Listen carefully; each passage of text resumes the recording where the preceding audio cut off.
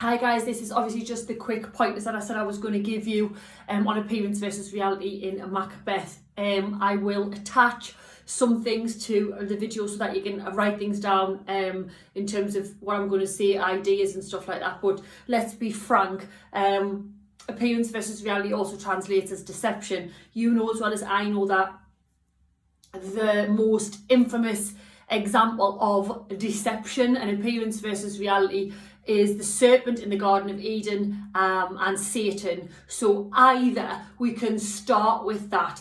Now, if we're going to reference the serpent, please, for my sake, just do the single word reference, okay?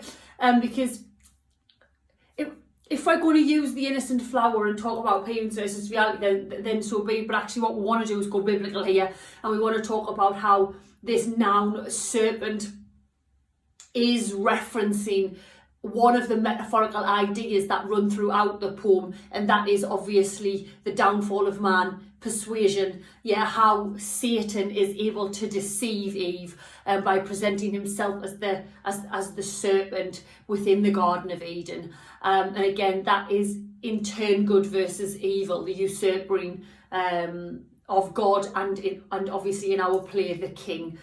So that's the serpent reference that we absolutely need to go down that route. We also want to talk about how it's a parallel where Satan / the serpent persuades Eve to eat the apple, and then Eve in turn persuades Adam. We can see the witches who are working for Satan and the devil in our play persuade kind of more so Lady Macbeth, don't they? And then who in turn persuades him. So we can see that parallel there. Therefore, guys, Appearance versus Reality and deception for me, which makes our answer even more original, is the witches. All right. Now, before I go to the witches, your literary theory, there's a few things we can do. We can start with Machiavelli. And remember that wonderful thing that Prince Machiavelli said was that fear and love can't exist together. So therefore it would be better to be feared than it would to be loved. And in that line, in Appearance versus Reality answer, we are getting the moral Macbeth versus the immoral Macbeth. The brave valiant soldier at the start versus the tyrant and the dead butcher at the end. You are also getting the conscious Macbeth versus the subconscious of Macbeth, because the subconscious Macbeth is the thing that is hidden, the black and deep desires, and we should include that in Appearance versus Reality, because his deep desires are hidden away. He also talks about his dreams being abused in Act 1, Scene 7, but the conscious Macbeth is the thoughts that he allows us to see, that he wants us to know of. Yeah, and actually what he wants us to know is that he's loyal. And then obviously underneath is the subconscious Macbeth. The subconscious Macbeth is where your tragic hero makes his appearance, isn't it?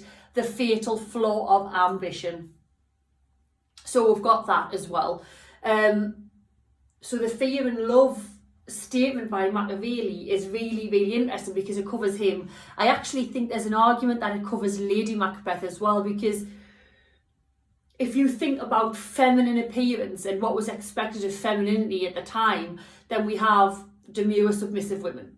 And then we get Lady Macbeth coming along, and again, I suppose the way that she persuades him is quite domineering, isn't it?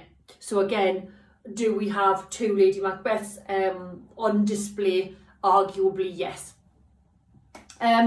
One of your big critics I know we discussed in class is Harold Bloom. All right, so Harold Bloom does a couple of things for us, and one of the things that he does is he talks about how Macbeth empties out his inwardness. So let me explain. So his internal thoughts, his internal desires, his internal ambitions, he empties them all out as the play unfolds, and we see it. And what's interesting is we can't understand how, let me put this right, his morality goes so far wrong. Now, yes, we might blame the witches, yeah, and we might blame the power of the supernatural, but as a human being, how does this soldier at the start of this play end up where he ends up? How is it that this moral man who we see, and he's available to us on stage, it's really clear in the opening what we hear, becomes a man who has ambitions that are perpetually murderous. And Harold Bloom says that his ambitions just perpetuate into murder. And I suppose that's what makes Macbeth, the interesting aspect of Macbeth is that, isn't it? Like how he quickly changes in that regard.